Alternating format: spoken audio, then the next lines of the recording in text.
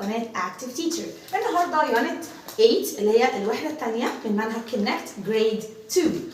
يلا نشوف يونت 8 بتتكلم عن ايه. اسمها A Trip to the Store، يعني رحلة مش رحلة قوي، يعني هي زيارة أو رحلة بسيطة إلى الستور اللي هو المحل اللي هنشتري منه أدوات مدرسية. A trip to the store. A trip to the store. يلا بينا نشوف الفوكاب مع بعض، سهلة جدا على فكرة.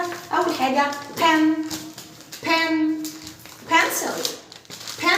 طبعا البن اللي هو القلم الجاف، pencil اللي هو القلم الرصاص. مرة كمان pencil case اللي هي المقلمة. pencil case. book كتاب book. ruler. notebook كراسة notebook. bag. scissors مقص scissors. calculator اللي هي الآلة الحاسبة calculator. ننطقها ازاي؟ هقسمها وانا بقراها.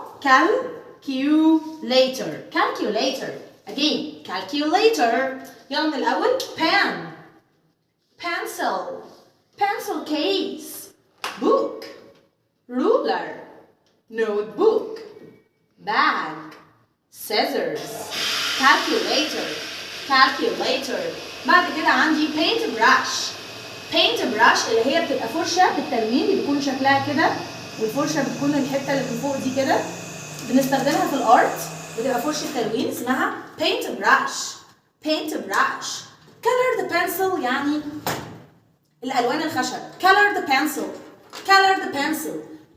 paper اللي هو الورق الملون. colored paper. stationery shop اللي هو المكتبة، لما بروح مكتبة عشان اشتري أدوات مدرسية اسمها stationery shop.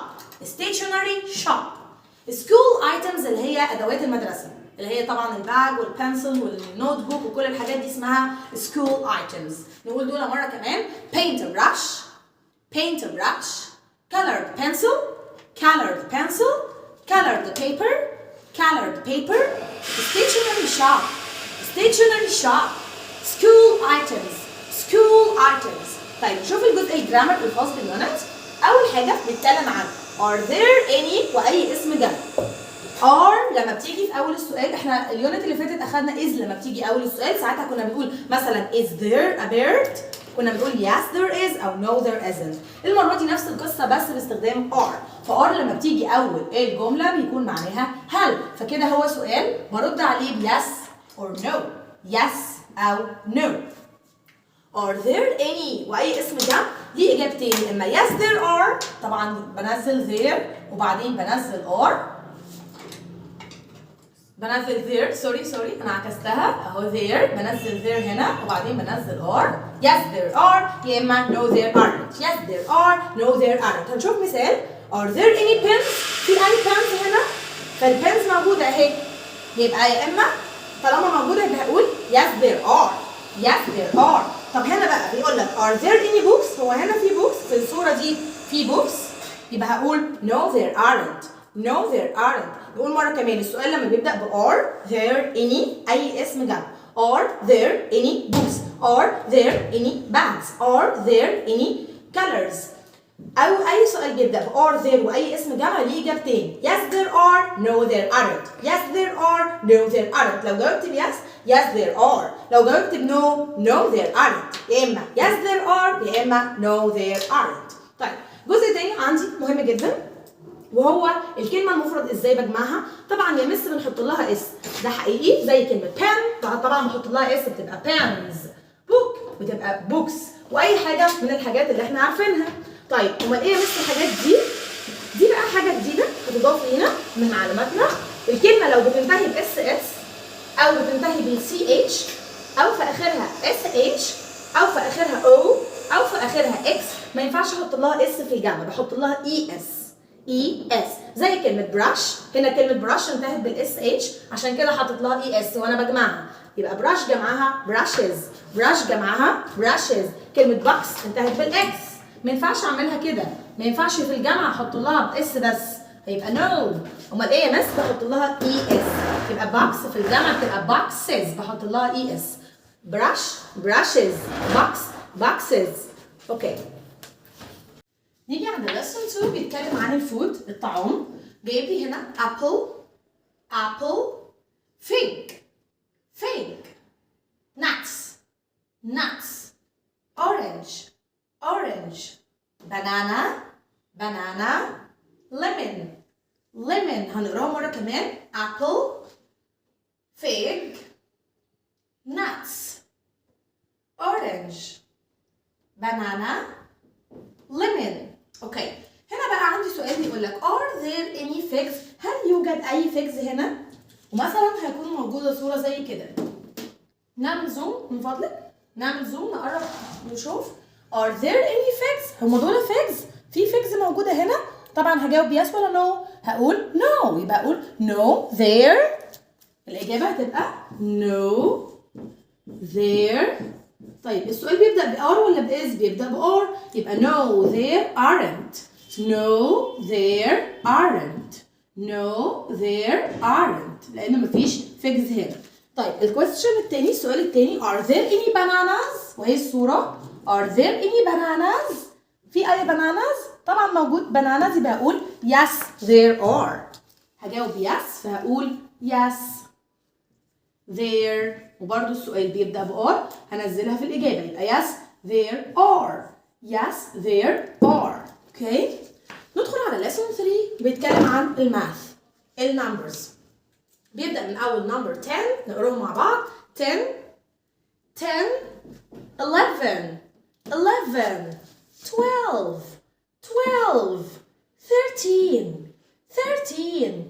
14 15 16 17 18 19 20 30 40 50 60 70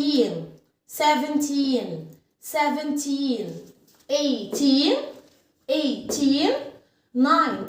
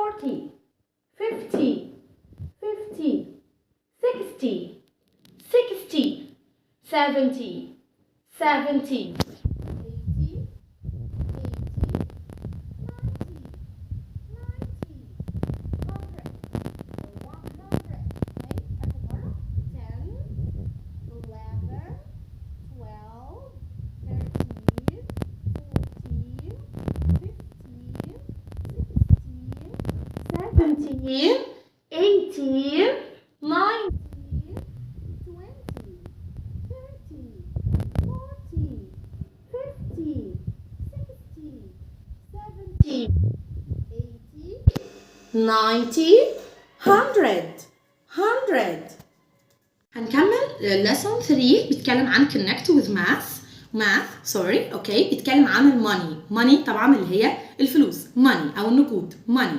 اوكي فبيقدم لي اول حاجه العمله المعدنيه اسمها coin. طب هو يا ماسة في فرق بين العمله المعدنيه والعمله الورقيه؟ يس دي اسمها coin. لكن العمله الورق الفلوس اللي هي بتبقى ورق زي كده اسمها bill. coin bill coin bill. اوكي بيقدم لي اول حاجه الباوند اللي هو الجنيه. انا ماسكه اهو 1 باوند يعني جنيه. 1 باوند هو بيعلمنا العملات هنا. باوند يعني جنيه. باوند هو طبعا في البوك جايب لي صوره الجنيه الورقي البيل، بس طبعا هو مش موجود دلوقتي مش بنصرفه، فانا ماسكه الباوند العمله الكوين. باوند. طيب ال5 جنيه بالانجلش اسمها 5 pounds. 5 يعني 5 pounds pound يعني جنيه بحط لها اس يبقى 5 pounds اللي هي ال5 جنيه بالانجلش اسمها 5 pounds. طيب ال10 جنيه 10 pounds. اوكي ال20 جنيه 20 pounds. اوكي ال50 جنيه 50 pounds. ال100 جنيه اسمها 100 pounds. واخر حاجه ال200 جنيه اسمها 200 pounds. بس انا ما جبتهاش معايا الحقيقه. اوكي فنقولهم مره كمان من الاول. العمله المعدنيه اسمها coin coin. والعملة الورقية اسمها bell. bell. Okay. 5 pounds. 5 pounds. 10 pounds. 10 pounds. 20 pounds. 20 pounds. 50 pounds. 50 pounds. 100 pounds. 100 pounds. or 100 pounds. 100 pounds. اوكي. طيب بعدين جايب لي شويه clothes ملابس clothes. احنا اخدناهم على فكره في الفيرست تيرم. skirt skirt shoes shoes t-shirt t-shirt jacket jacket pants pants مرة كمان skirt shoes t-shirt jacket pants. وبيعلمني حاجة مهمة جدا. لو أنا عايزة أسأل عن سعر حاجة بقول إيه؟ يعني أنا دلوقتي دخلت الشوب محل وهشتري مثلا skirt هشتري جيبة فأنا همسكها هقول how much is it؟ how much يعني إيه كلمة how much؟ يعني بكام؟ how much how much يعني هشتريها بكام؟ فعايزة أقول بكام الجيبة يبقى how much is the skirt؟ how much is that skirt؟ how much is the skirt؟ بكام الجيبة؟ how much is the skirt؟ المفروض ان هو يرد عليا ويقول لي that's وسعرها. طب انا عايزه اقول ان هي ب 200 جنيه بقول that's 200 pounds. that's 200 pounds. اوكي. طبعا انا دلوقتي هسال عن سعر ماركر. اروح المحل واسال عن الماركر انا عايزه اشتريه فهقول للراجل how much is the marker؟ how much is the marker؟ بكام الماركر؟ هيرد ويقول لي that. دلوقتي هنبدأ في lesson 4 life skills. أو عندنا شوية vocab كلهم متعلقين بالورود والحاجات اللي زي كده. أول حاجة نبات الصبار اسمه cactus cactus cactus. بعد كده عندي flower flower flower bunch of flowers اللي هي باقة ورود على بعضها بوكيه ورد يعني bunch of flowers bunch of flowers. flower shop اللي هو محل اللي هو بيبيع flowers بيبيع ورود flower shop flower shop. بعد كده plant plant اللي هو نبات plant. وعندي colors زي yellow yellow pink pink red red. نقولهم مرة كمان cactus cactus flower flower bunch of flowers bunch of flowers flower shop plant plant yellow yellow pink pink red red. اوكي.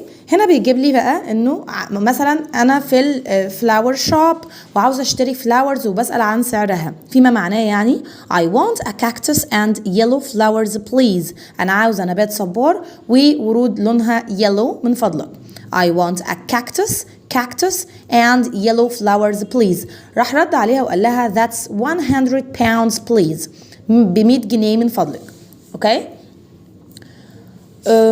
فاحنا بندرس الحاجات دي يعني اخدنا حاجات تخص الماني وحاجات تخص المحل بحيث ان احنا بنروح الستيشنري شوب او الفلاورز شوب ونعمل عملية بيع وشراء in English.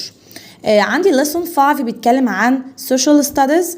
اول حاجة currency اللي هي العملة currency money فلوس money قلناها من شوية people الناس people sweets toys buy يشتري buy food اوكي. نقراهم مرة كمان currency money people sweets toys buy food اوكي. وجايب لي هنا انه we use money to buy things. بنستخدم الماني علشان نشتري حاجات. Again, we use money to buy things. Money is very useful in our world. الفلوس مفيدة جدا في العالم بتاعنا. In Egypt في مصر people use money to buy things they need. الناس بتشتري الحاجات اللي هي محتاجاها. Like food يعني ايه like food؟ يعني زي الفود زي الطعام. Clothes الملابس and houses ومنازل. We can also use it to buy things we want. حاجات كمان عاوزينها like sweets and toys. حاجات اللي هي مش مهمة قوي بس ممكن نكون عايزينها زي ال sweets وال toys. In Egypt the pound is our money or currency. العملة بتاعتنا هو the pound. يعني ايه pound؟ اللي هو الجنيه. the pound. طيب آخر lesson بقى عندي هنا في اليونت اللي هو بيتكلم عن الفونكس زي ما احنا متعودين. O and I make the sound oi. O and I make the sound oi like coin. Coin. Soil. Soil. Oil. Oil. Point. Point. Coin. Soil. Oil. Point. بعد كده O and Y برضو بنعمل the same sound. O and Y make the sound oi. Oi. Like the word boy. Boy. Toys. Toys. يبقى نخلي بالنا يا حلوين ان ال O and I وال O and Y بيعملوا لي the same sound. نفس الصوت. O and I make the sound oi. O and Y make the sound oi برضو. اوكي؟ نقراهم كلهم مرة كمان. Coin. Oil. Soil. Point. Boy. Toys. وبكده نكون خلصنا اليونت. اوكي؟ ونتقابل اليونت الجديدة.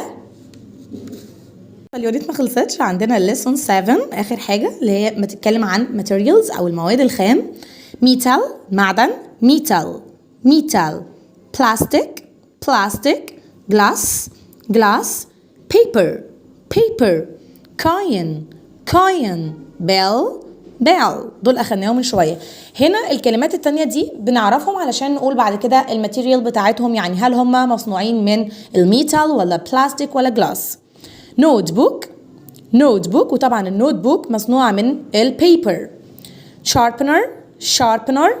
it's made of plastic. glass. glass. glass. طبعا مصنوعة من الجلاس.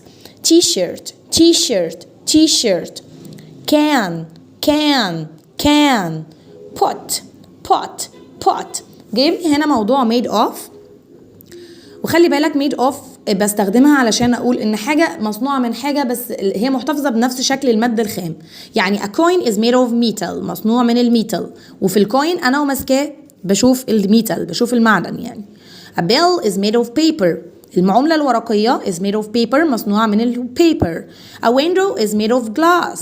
a window is made of glass. a bag is made of plastic.